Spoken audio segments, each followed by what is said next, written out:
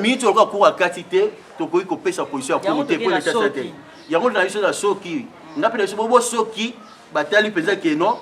président Sota qui na raison balobi que FDCA selon ba protocole ba contrat ba mbongo bozui éthique à la kaka na ligne de conduite na mandat oyo ndenge sengeli soki pe balobi bongo yo yebisangani premier démocrate na kati ya mboko eza Joseph Kabila Kabange oyo andimi atika ebonga ya présidence de la République tant que jeune atiki yango ya azui yango makili ezotanga azui yango mais ndimi atika yango sans makili tanga to bani makambo oyo ya FDC nazaki na 6 pharmacie na 4 boutiques na mitu na yango 0 pour ndeko sénateur Modeste Bati Lukwebo. Fonctionnement c'est-à-dire qu'il y a zala qui n'a pas ça dans mandat oyo azala premier ministre to président de l'Assemblée nationale. Conférence de presse sur l'actualité politique du président Joseph Papi Boyindombe au sein de l'FDCA. Le président Papi Boyindombe porte à la connaissance de l'opinion tant nationale qu'internationale que contrairement aux rumeurs qui circulent dans les réseaux sociaux sur son prétendu départ de l'FDCA, il ne s'agit que de la manipulation pure et simple provenant des dissidents qui traînent encore dans la rue cherchant la confusion dans les chefs de notre population. Tenons également à rappeler les faits suivants. 1. La FDC est l'œuvre des forces vives issues de la société civile proche de l'Alliance pour la majorité présidentielle, l'AMP en sigle. 2. Étant sociétaire de la FDC lors de sa création en 2010, avions coopté les présidents honoraires son Excellence Joseph Kabila Kabange comme étant autorité morale de la FDC. Et jusqu'à ce jour, aucun élément probant va à l'encontre de ces allégations. 3. L'esprit était de faire asseoir le kabylisme dans les chefs des Congolais et voire même à l'échelle internationale à travers la FDC, qui était une force issue des forces vives de la société civile. 4. Nul n'ignore parmi les sociétaires de la FDC que les soutiens tant matériels que financiers pour l'implantation de celle-ci provenaient de la famille Kabila. Donc, la FDC est l'émanation du président honoraire Joseph Kabila Kabange qui, partant de son statut du président de la République, ne pouvait pas s'immiscer dans la gestion d'un parti politique et a placé confiance en jetant son dévolu aux dirigeants des forces vives de la société civile de la majorité présidentielle de l'époque. 5. Une question reste à poser. Comment est-ce qu'un parti politique étant un bien commun, de par la constitution de notre pays, peut devenir un bien privé d'un seul individu? À l'opinion de nous répondre. 6. Nous demeurons dans l'esprit de faire asseoir le kabylisme et l'essence patriotique au sein de notre peuple. C'est pourquoi nous avons décidé de continuer et de rester constants à cette idéologie républicaine, car l'on ne peut jamais séparer l'esprit et le corps. 7. Nous affirmons par cette conférence de mise au point que nous sommes respectueux des engagements pris par l'FDCA à la grande machine politique du Front commun pour le Congo, le FCC en sigle. 8. Nous saluons et encourageons par la présente le nouveau leadership au sein de notre parti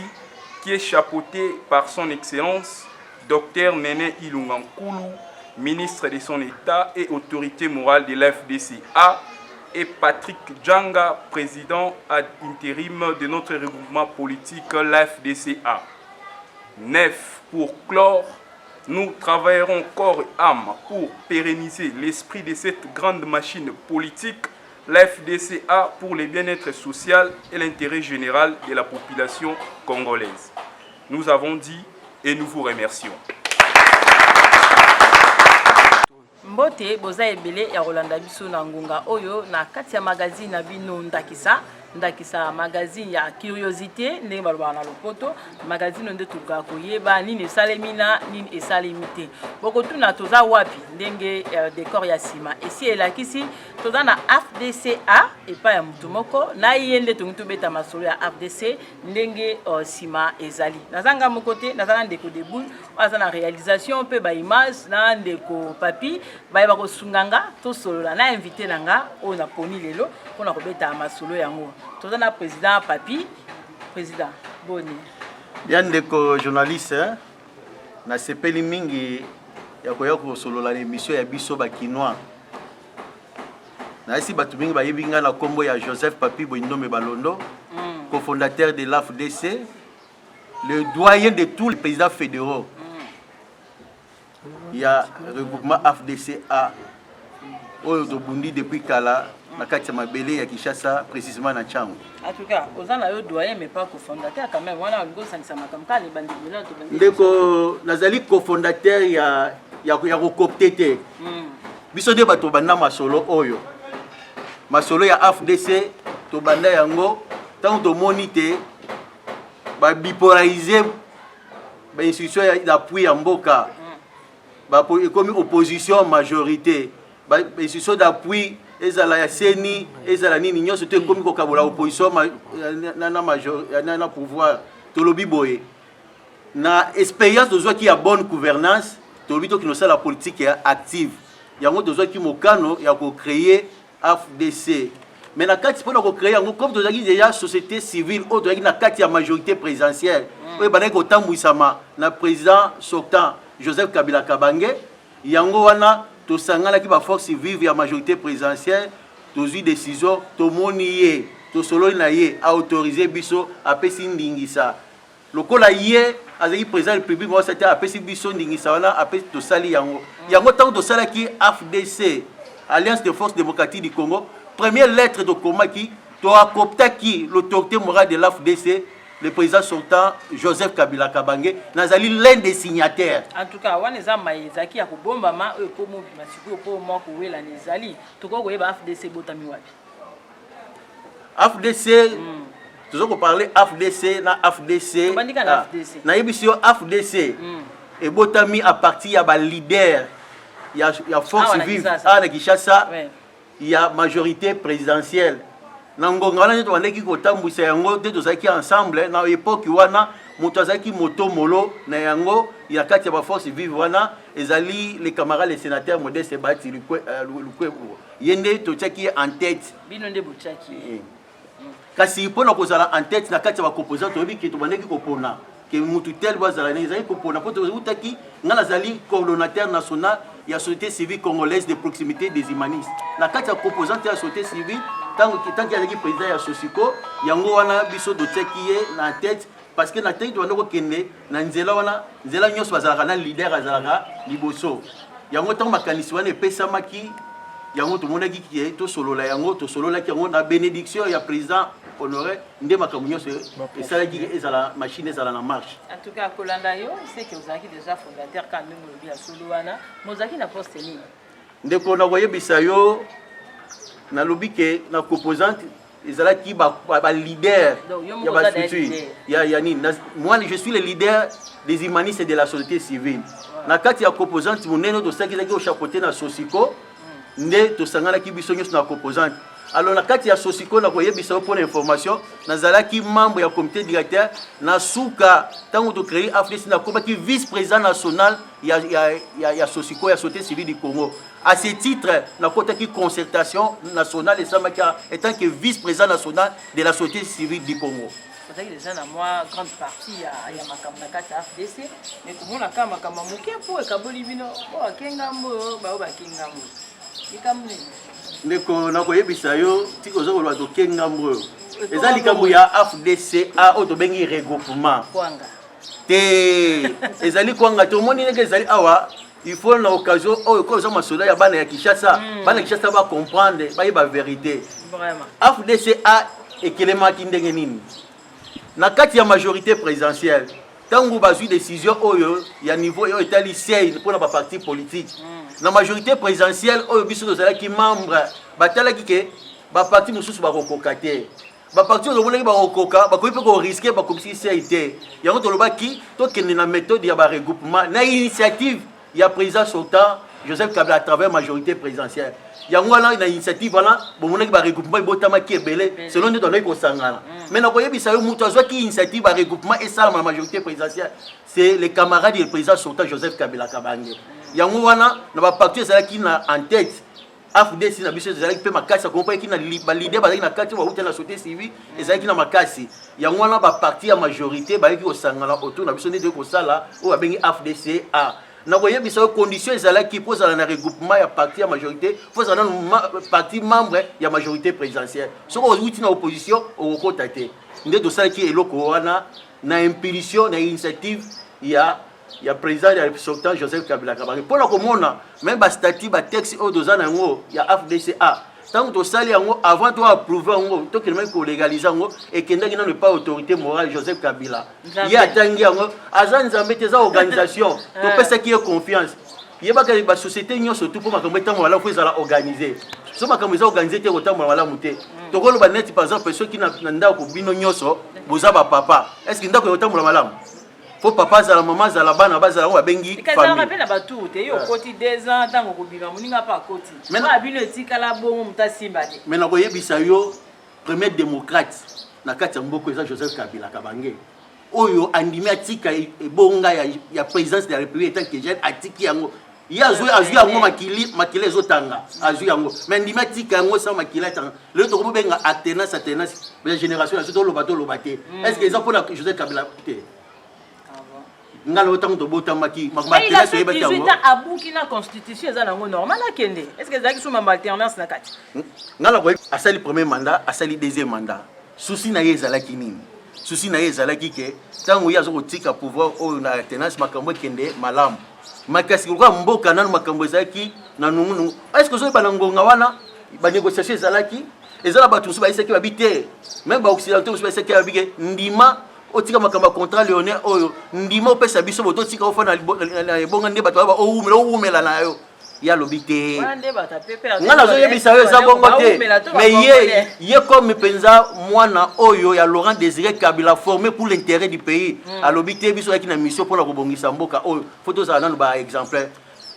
olena bebisa contrat léonel oyo za intérêt ya peuple congolais vomela tika ebonga ekende yango organiser ki élection organiser l'élection de yaki na mbongo na biso moko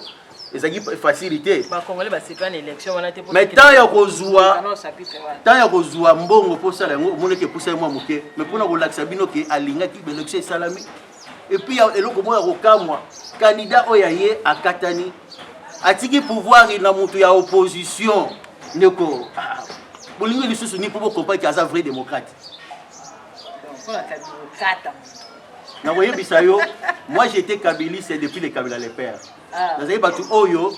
tant afdel le koti zo sala bwanini biso do bundi Kabila zana musika ba professeur zo bima ko koma awate biso do kena bangeni ngambo ko na format groupe d'intersection to kota ba prier ti to zwimba message que no Kabila ko kota awa ba ko libérer Congo na butu na moyi makambo to ko loba to beta masole ya président sortant wa ekia ko zo m'appelle sous-souté et les constitution na biso zo loba ki de mandat ni ko ki déjà ata to 100 milliards ko zo ngali sous-souté mais yebisa biso na nene nkulu na Modeste Bahati elo ni zoli ukabani ndengeni na koyebisa yo ndeko FDCA on a yebisi yo premièrement eza initiative ya Joseph Kabila Kabange na kati ya président sortant na majorité biso yeba kika kasi yango mondenge oza ndeko pour eza ignorance ebomaka te ignorance ebomaka yango na sikoyo comme era ba intérêt kwa ngande boko mo ba siko vérité ndeko eza ma intérêt ya kwa ngate tozoluka to fondisa masolo eza ba réalité te eza ba réalité yango moni ndenge toza awa FDCA tango esalami na yebisi yo pourquoi esalamaki esalamaki so tali na préambule ya FDCA balobi ke makambo nyonso kosala fo ese conforme na majorité présidentielle to bimisa majorité parlementaire pour ese majorité présidentielle po to luka to kamba mboka lokola to fandisi ba masolo bitumeza lisusu te kimia to bundi ba contrat Lionel osaki soko simbo kufi to simbi yango to kufi te lokola balobi na biso to tika mboka tozotika mboka mais na sima pepe congolais asepela na richesse ya nini ya mboka na ye oui ndeko na koyebisa yo ngala sali 22 ans na sénateur Modeste Bahati Lukwebo étant collaborateur. 22 ans. 22 ans, de 98 à 2020, 22 ans. C'est beaucoup. Mais na koye bisayo motivation ni netinda kinga ina kozala côté il y a le sénateur Modeste Bahati Lukwebo. D'abord c'est l'équitabiliste. Étant que coordonnateur il y a société civile des humanistes, il y a société civile na mona qui na parti politique té na luka ki lawa humaniste bazali ya société civile na kende na mona ki de sénateur Modeste Bahati Lukwebo azala ki kabiliste la majorité présidentielle mais dans le cadre de la société civile yango na kendaki c'est la première motivation yango tango zo mona ke na la carte ya FDC aitikali ya ba kabiliste ko kamwa te pona ko ba collaborateur c'est ezaki effet que na zaka kabiliste. Est-ce que vous comprenez ma sola moi na yebiso pourquoi na se retrouver ki na carte ngana zali na makila ya kabila père oya lobaki ke boko bomanga na kotika ba kabiliste ebele ba kabiliste atika ndeko na so ngala zala carte nazali fils idéologie na ye. Le col Ndeko Kabila, le président Sotaï, azali fils plutôt idéologique et puis biologique. Bengal azali fils idéologique.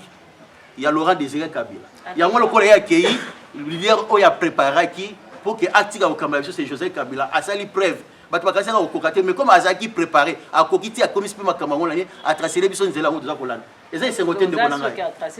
Oh, de Konangai, Namboka, Oyo, Nazako Yebisayo. Yoko tango lo bakumba président république l'époque ya Mobutu même la toilette au kolobango bana ba yeke to beta masolo chombo do sakana nango nana ba yeko libéraliser ngo social boutique biso ya boso to mto ko kulia même pas $2 la journée est-ce que botalia pendant 18 ans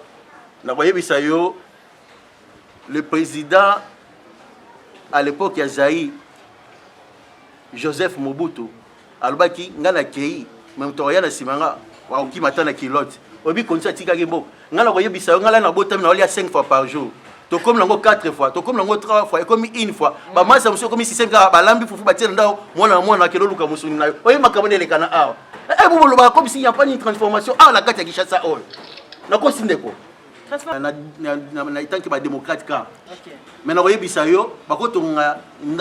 hôpital mokolomo isa bisala esalamaki omoni biso soko tato ana deux sortes de bakabilistes to ba bakabilistes ba bengi ba Jean Baptiste lokola Laurent Désiré Kabila papa na biso ya ba neko loba pour ko former bakabilistes pour ko sala éveil national mais to ba bakabilistes mususu baza ba praticiens ba ba loba mukie mais musala les okoloba ba la silence bo senti ba fonce mo tranquille silencieuse lokola ba Joseph Kabila Kabange président sorta lokola Rabbi Jeannette Kabila lokola ba excellence nenen cool alors ba mukie mais fonce mo silencieux na ko biso na ministre on mboka na biso Congo femme leader oya simbi penza parti pe azo cartonner yebisanga par excellence nenen cool tant si je me trompe au groupe sans information na koto shola masolo ya excellence nenen cool na ko kuna balobini pona FPC na ko ngala ko na pêche information pour ngala za mutu na zo bisayo masolo ya gauche na droite na yebango les sénateurs Modeste Bahati Lukwebo position de ça il faut le vivre pour la vivre il faut créer ba bloc moko pour la simana il perd azoma 100 francs baki ko funda na niveau ya cour constitutionnel ba lobby ke ba député balandi excellence nene kulu l'autorité morale ya FDCA ba fundi bango ta ba fundi bango yo so fundi mutu faut tindela invitation pour ba bengi sai ki ta mutu tela fundi pour na likamutebo na cour azana ba système ba récépissé ba notification ako notifier lobby ya requête ya déchéance mutu tela fundi pour na boyo po ya koloba tango yo osambi preuve neke ba fundaki ezala ba député ba kenaki ba répondre ba sambi ba zongi ba kobenga bango pe ba lobby na suka ba ya ko confronter bango après na sima ba kati likabo yo tango kotisi ofundi mutu ba pesi mutu invitation à répondre papa anino est-ce que courre akati la kisa yo mondia ngo ya journaliste la kisa nga arrêt o ba lobby ke ba kati décision que ezali uzobanga et lo komo kote oyo mo déjà ba nungu ngezaki uzo komnda ko bena po lingaka bato bana pouvoir ngala ngaki na bisa ko kodelinga sila okomenda ko bena mama malebe na bisa yo na sali 22 ans d'excellence Bahati na biso ba izo ba sollicitation ya ndenge na ndenge ba promesse mapango makambani so pendant 22 ans na pas ya moto so ko za constater oza loyal to ko za on sa na biso ndeko bata bino ko bandi parti maman ba poste na ba ndeko ngala ko yebisa yo ngala ndeko ngala biso ngala za sociétaire na webisa yo lena to bani makambo ya FDC na zaki na 6 pharmacie na ina 4 boutiques na mitu na ngo 0 nyoso to daza ko investir na kati ya na yebisio banda to bandi pa masolo ya parti oyo na tika ko so fonctionnement ata $1 ta ko kolomo te ti bozo lo ba FDC chango ngala biso kasi le kayo za journaliste oye bati tala biso ngala za humaniste toujours travailler sur ba valeur à être humain toujours ba non à exploitation à l'homme to boy marche puis ba kinois ngala sala moto de initiative opération loka ki debout to boy wo sakana na ba kinois ba marche puis combien de fois candidat malheureux na biso na 2006 na ki candidat na 2011 na 2011 moi j'étais élu naza élu mais comme il peut misa comme na masole beta na ba parti dans ce basali négociation avec mutu moko akatami na bandu tolingi ya bima boni mo pesa biso place ya Kinshasa bino to pesa no place ya bandu na échange moi j'étais sacrifié la gérance à Joseph Kabila ngala zo bisa ta gérance ya FDCA ya ona zo bisa yo masolo na za milaiso do bito beta to tanyo surtout na mutu na ye ta masolo beta makala seni ya zanzambe te na bisa zanzambe ta mutu ala ba limite na ye aza mutu tanto ta musu do sa makamusu ba net sikoyo mama FDCA boyebi ta FDCA ikelama ki apesa kimbongo tozu bureau na niveau ya ceux qui bazong si modeste barati na ba droit na yi qui a récupéré ba poste na parce que FCC est la plateforme électorale élection c'est si là qui donc moi na azo mesika na yi autorité morale tikal pe na parti na yi ngala yebisi yo FDC atango salamaki oyebi ke tango ba protocole pe ezalaki ba protocole ezalaki tala ndeko na biso eloko moko boye biso to sangani to créer société na biso ba actionnaire to sangani to tiembongo na biso do A5 to zimoko na biso do TDG mukimo bayebi ke DG que compagnie na nina tango tuko eyindi to bimisa mikalo bi compagnie pour ça mambongo to bimisa biso tout to contribuer ki eze loko na biso nyos comme yé to mona atambo la biete to tia mutu mususu yo lo bité nga na kati ya statut administratif bayebi nga fanatika est-ce que ça va bongo mais jusqu'au temps où hôtel penda raïs ninga sana et que modeste venant au côté de Chuma que te nga pena côté na hôtel mais ça nini ndeko na koyebisa yo le vrai problème c'est un problème il y a positionnement pona ndeko sénateur modeste bati likwebo positionnement c'est-à-dire il y a zala qui na posa na mandat oyo azala premier ministre to président de l'Assemblée nationale ndeko mais ça c'est quand ba poste mais ça quand ba poste ndeko na koyebisa yo mboka po etambola la banyama te batu nde batu ba tambusa yango na jeu ya démocratie balobi po bozala en tête il faut que na élection faut que na organisation politique pour que botambisa c'est un projet de société au bozana na nini na yango mais na katala ezala ba organisation ndenge za ko sala na organisation tant que ça habité c'est le danger doké nango oyo to père de présidence tous en bénédiction misa to tikali na gouvernement to tikali na nini na Assemblée nationale il faut to tia batu oyo to yeba comment ko jouer pour l'intérêt de tout le monde et puis na makanisi ya président sortant Joseph Kabila baki ba ancien nyos parce que ba fanda net yo bowe bazuli tika bibo nombe yo pe kende yo ke preuve ne so tali batu mingi ba travail ni ba fandi ba bimisi batu mususu est-ce que ba fandi na choix na bango to na choix Félix pas voir qui ne ba te na ko yebisa yo d'abord le président de la République sortant asengaki que to bimisa batu ani mususu sa ayebisa ki na bango ezala ba obandima ki ezapena ba ope ba boya ki ba seni moi ko insister na vision pe ya président nini Félix na unité na bango pour l'intérêt ya mboka batala ki makambo ndenge ya esengela ki etambwisama mais na koyebisa yo mayo ba proposer ki ye soki andimaka bien kazaki ancien alongo za parmi ba ancien balongo za na kati ya gouvernement oyo mais ye pa beta ki c'était na place ya beta ki toza ko sala calcul intérêt général habité au travail mingi na minto to tila taba ninga musuba travail une année de total appel to fana libanda tant so to redécouvrir ba faiblesse na so ba pe bato tant ya tali bongo atali bongo ya habité nga na lingi kaka boye to zonga na question na tuna ki pesinga na pasa malamu soki ndingi heureusement zo lo bango conditionnel bi soki la décision à court décision à court yango na bisa ko sambati na minute ko court akatité to ko ko pesa position à court te pour l'état santé yango na biso na soki ngape na biso bo soki batali penza ke non président sortant za ki na raison balobi ke FDCA selon ba protocole ba contrat ba mbongo bozui éthique à la kaka na ligne de conduite na mandat oyo ndenge sengeli soki pe balobi bongo yo yebisa ngani donc to conclure que FDC ezalaka ya président Kabila yemonda taka bato en tête wana eloko wana ngapena zo kamwa nango makasi biso ba congolais ne tozo sala bato to former bato comme ba dictateur parti ezalaka ya mutu te parti sotali par rapport à la constitution na biso balobi même sur initiative ba co-initiateur ba cofondateur faut bazala ya 26 provinces parti eza eloko ya bato yana bisa kiyo moi tant que cofondateur na za sociétaire tam no ba parti ya mutu bo comme ça bato bezo buka même constitution comment bo buka constitution parti eza mutu te tabolo parti elekelanga yango bino ba panzi sango fo boyeba ko sensibiliser bato bo ça parti eza ya mutu te parti eza lisanga ya bato tout comme le logo za président lobi pe nous pas à sanini a commis président il y a bengi démocratie l'autorité morale muto remplacer Azat l'autorité morale muto remplacer Azat ceux qui président république muto remplacer Azat et bon comment l'autorité morale muto remplacer Azat ah namboko mais kasi yango yango kabila à la liste exemple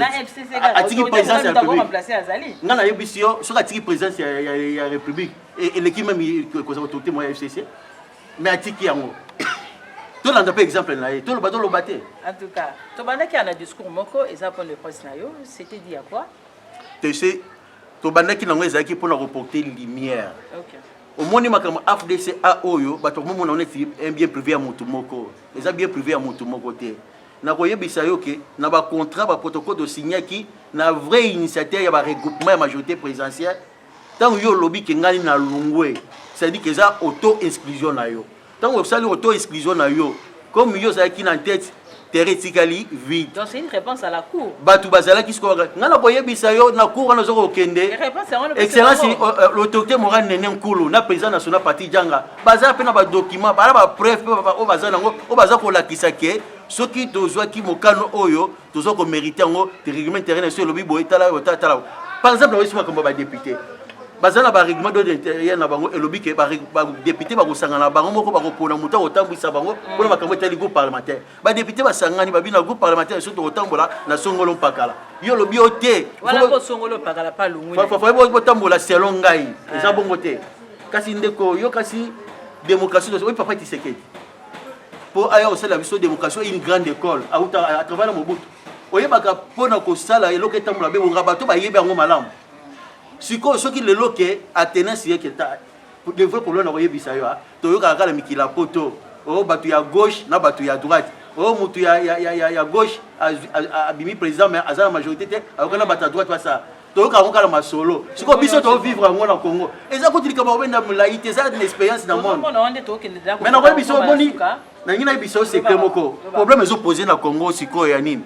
na ba ancien politicien na ba nouveau politicien biso tout dans une nouvelle école il y a démocratie il y a tenace mbala liboso to mona ba ba mesala ba ditati to mutu mo ba ba sali coup d'état azu pouvoir total tour oyo elekana ni na démocratie président bimi mais la majorité et ça va c'est normal et ça leçon monet to zo expérimenter yango zo mona mais na ba ancien politicien bazo comprendre donc système amesa nango comme système sous muta comprendre ga formule oyo les vrais démocrates les présidents de la République sont Joseph Kabila Kabange yango mona lelo batutu ba komo pesa raison ba komo féliciter on a la FCC to ke na soda ko ma suka on a FCC maman qui na parlé ma kuna maman Sani Mapunda Kabundi qu'est-ce qui s'est passé yo mona ndeni analyse na nga pona nga na koyebisa yo un homme d'état il va rester un homme d'état ndeko yo zo sala musala oya ki journaliste vous avez un secret professionnel. C'est quand il va monter. Il y a un côté. Non, ils ont bon côté. Tant qu'on a le lobby que yo 7 millions. Na mikande bimi que 7 millions té. Siko papa a responsabilité na yo zala na place. Mais pétition n'est que ba signature pe ya faux za kuna na kai. Ndeko, photos à la sérieux. Ngana yena komi kombo na nga olanga ba na non na poste non. Ngana bani na poste non na tie non. On a ça signature nangai na sali signature mususu maintenant nazo comment pour bosser ni na droit et ça ka be critique ba témoin ba cause la même par des personnes peut être les témoins mais si ko yo tango ça ba bazala ki bazo mona yo profiter nango kanisi ko yo ko dribbler loi assemblée nationale ba témoin bazali donc vous appuyez quand même Kabundia qui décalé à qui ngai problème nangai ezali ba G ya démocratie pour l'intérêt de la population lokola majorité ba député ba bi ko yo mutono kamba biso na bureau tout le monde na minute oyo pour que kimia et problème est de faut protéger coalition et salami à cash FCC bat to lingati to comme la iso de mona kala ya Lumumba na Kasavu Lumumba zaki na majorité la parlement Kasavu président public Lumumba balungoli a telemeli Kasavu a telemeli obi crise de biso mutuma yoko bima mutuma bimanet kasi yango schéma wana biso ba nationaliste o ba kabiliste o ba bota ba travailler ba lumumbiste to za d'expérience to bité to memamboka na nzela wana te yango moto tracer nzela ndenge esengele là où to mona discipline za te to tie discipline ezo na nzela ngala ko yebisa le président a interim Kabun na se plagani makasi za ba ya démocratie comme un homme d'état ko fa na pe calme après na sima mikolo pe bomoni a joué un rôle très important dans l'ensemble pe ke ani tantôt place sengela ki ke na capacité na ye asala pa na mboka ezali nango ya vice président eza ba plan nzamba anini asala ka ya nazo koloba makamani parce que nous avons faut protéger coalition to kende liboso. Est-ce que coalition est continue car na ali oboke na ko na ça yo c'est que nango eza deux personnes président Félix aloba ngo clairement alobi libande eza katité to ina opposition maintenant na komba réalité na zomona eza nécessaire na consulter le président sortant pour la réalité à Congo eza makambo belé tanga zo boka ça zo ba mutamayele tanga lobi que non to protéger tous l'ensemble pour l'intérêt mboka aza zo lui il a dit ça mais la FCC sur ozong eza et non to ko ba vérité oui bien ko ça FCCT eza na kati na lobi bongo eza na batu mususu ya FCC fo yani mais ngala ko yibisa yo muti ya FCC soka lobby engagé so muta lobby likambo to lobby FCC lobby ata lobby ye mukaza kaka moko le président sortant Joseph Kabila Kabange so yo mukola lobby kene to loba vérité voilà tout ça le problème état donné ya lobby na yete oh yeso te ezana eza ba sentiment ba tu ndenge za gauche droite ezo ko sala en tout cas état de droit ici est place nango na Congo andi ezo ki nema malamu tozo mona ndio cap ya mukonza mboka aza na prison et puis procès ezo mona andi ezo ki habité par la yope na makamba surtout comme déjà na suka de ba aussi analyse na okra na procès ezo lika déjà pas azaka na makala umeli na ngala koloba makambo tango za na justice basala ngo commentaire te po bazo sala musala tango justice akokata asilisi ne to voya kosala ba commentaire na mito justice azosala musala na ye to tika sa musala etina so te bino besoin de biso na rapport peuple azo lela mbongo belé boyike wa ba monta boye bazo yoka wa mais na koyebisa yo ndeko na koyebisa yo président INC jusqu'à président INC jusqu'à présent le quoi ba katito bi kaza innocent comment to koloba ki ya yiba yibite ko ba monta wana te ba monta na bo so que ça la réalité to c'est la souka to ba démonter biso ba monta na réel so que ça la réalité Tovana na président Joseph Kabila awa alobaza même pas na 15 personnes basungai mais na makamondo zomona so tukina président tala baliwa tala vice président ko tazali tala mamozo le ka nyon so to o mate que Félix azangi na 2 personnes alobaki azana 15 personnes te l'époque on attend abima c'est yo ndeko journaliste alobaki na époque azana 15 personnes te tangu ya atiki pouvoir azali na bango combien obiso balekaka 15 le bon tiens maintenant on informé wala lobaka l'époque mais na ko bimana azala bango tale belé le lo na yo nanga mutu mo bosala te bazo benga la grande machine à FCC ba boni force ya démocratie nde makambo zo tambo na yebisa yo soki penza makambo nde biso to préparer ki to ndima ki obika leso sibi konta le ne babomi yo to balongo le président république ki wasali mais biso to ndimi yango esalama kalki na biso zakina minito to simba social ba distraction yo surtout na bazo ko déranger président Félix ba déranger président to lingi yango te to lingi to simba social ba tika bango mibale wana ba simbela biso social ba pe balomba lingolation na ba distraction apamba pamba mama nena ko landa biso mwana woni peza ki yo so kenda côté message ni ozala ngo siko pona FDC na ko yebisa yo na yebiso parmi ba qualité ya ba kabiliste pratiquant na ko yebisa yo bokomona ngo mutaloba mukie mais misale beli ba force mo silencieuse na peso exemple ya président sortant Joseph Kabila na peso exemple ya honorable Jeannette Kabila na peso exemple ya excellence ya dini nene nkulu baza ba qualité ya dini wana sont des kabilistes baza ba qualité wana pe bokomona dans l'avenir bokopesa ye raison pe bino basi bokobetela ye maboko vision na ngai na lobaki yango bien toza bato oyo toza kobunda na idéologie oyo Kabila le père atika a incarné en pas président sortant Joseph Kabila Kabange à travers biso tozala ngo na autorité morale excellence nene nkulu tozala ko bunda pour na intérêt ya peuple congolais to yebi ke na motema ya mama nini Congo ekosepela yango wana à travers mama excellence nene nkulu tozala na vision OK ensemble to fandisa ba initiative auto nango de proximité à travers société civile to kokisango na kati ya pouvoir oyo tozana yango na rapport au biso tozana capacité ya kosala en tout cas tozala ngamu na koto ya changu tozala quand même une pandémie ozo beta mokili mais curieusement koto bato bazana difficulté on dit que maladie wana ya isali est-ce que yo zo reconnaître quand même Covid-19 wana to corona nde tozo bengo ezala kisasa a ndeko ngala koyebisa yo tozala ba leader pona Kinshasa te tozala bana odo former bango ba miso ya mikila poto ba yesa biso makambo ezali ya solo na minute oyo tozala ka ba sensibilisation de proximité tozala ba système même ya sensibilisation à travers des SMS bosa ba SMS boza kotina po tozo utiliser ba technique oyo to respecter pe ba mibeko au président public Félix Antoine Alobi moyen ko sangisa batu et belé tout le monde to fandi wa to ba distance ya ba 1 mètre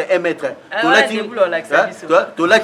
lati et puis to ti ba kiti to lati ba masque pour nous permettre et puis nous informer après nabino awa to ko fanda to tala comment on peut sensibiliser encore pour renforcer sensibilisation des niveaux de proximité avec ba technique de ba SMS anini pour te bana ya chango pour to on a besoin après makamo biso chango to ça kaka ni to za Chine populaire mais to ko bunda pour intérêt ya peuple congolais pe naza ko ben ye sabala nyonso ti ya chango ya Kinshasa boye bake nzela oyo votre grand leader Joseph Papi Boindo Baponi à travers excellence Nene Nkulu ezali nzela moko ya malamu tozali kokoba liti na biso pour intérêt nyonso ya peuple congolais pour yo moko zo makasi faut bakoneza ya repicler à travers excellence Nene Nkulu l'autorité morale la FDCA to repicler makolo na biso pour te makamyo nyonso kende liboso bato ba Holanda Nene Nkulu to ba Holanda na koyebisa yo pourquoi nous sommes leaders. Les leaders baza bato baza ko adhérer na vision na ye ndenge na biso kinga na lobby tozali ko accompagner excellence Nene Nkulu na vision oyo tozwa ki ensemble na biso bato zo mona baza ba kiasika ti ba bataka sur les doyens ba biso c'est là ba 17 ans depuis société civile tozo ki na bango ani donc ta ba ba Boindombe Joseph Papi Boindombe c'est une personne morale. Donc ndenge toza awa toza biso nyonso za ba moko biso nyonso toza mutu moko papa Papi ndazo mema c'est pas maman Nene Nkulu biso nyonso toza ba pinde baza awa baza ba membre ya fédération Tchango toza la présidente de la ligue des femmes camarade passé toza la présidente ya ligue des jeunes toza la coordinateur des associations toza ba vice fédéral toza ba membre ya comité fédéral toza ba président communal maluku ya masina bani de ndeko za awa eza tout Tchango nde baza a bande comme ça hote ko bima ba hote ki lukunga bande comme ça hote ki muamba bande comme ça hote ki funa balobi ke biso to lemba na so to fanda ki mais to moni ke nzela oyo aujourd'hui et fortifier biso pour to moni nouveau vent ba yeki ama sur les obetama covid oka ici là en tout cas ata matir on est kokoya vraiment maman lela mi moneli ye moko ke papa Papi ata ye moko te ala vraiment na batu comme covid bezali ba oya mbaka batu 20 donc bokoti 20 bosisi bobimi bokoti 20 bosisi bobimi ezaki muketo zaki nango ya solola télévision za ngonga masolo esilité papa Papi volcan malasima moto volcan moto volcan moto aflese makasi ya Kongo aflese ngolo za Kongo aflese nguvu za Kongo aflese bugono aflese force ligongo force ligongo force ligongo. topesi bino nyonso merci bozaki beli ya Holanda biso na kanisa ba oyo basepeli pe batikali na mituna bakoko mona yo mpona mituna nazali disponible mais ngai nazo ko préférer ko sensibiliser ba kinois pour toza parmi ba kinois oyo toza ki initiative ya kotombola Kinshasa pour Kinshasa sur etombwami RDC etombwami. Merci beaucoup. Merci na ndeko Deboula Zaki Sima Bilili, merci l'équipe technique Modima et puis na régie biso na bino tokutani mbala sima botika mala.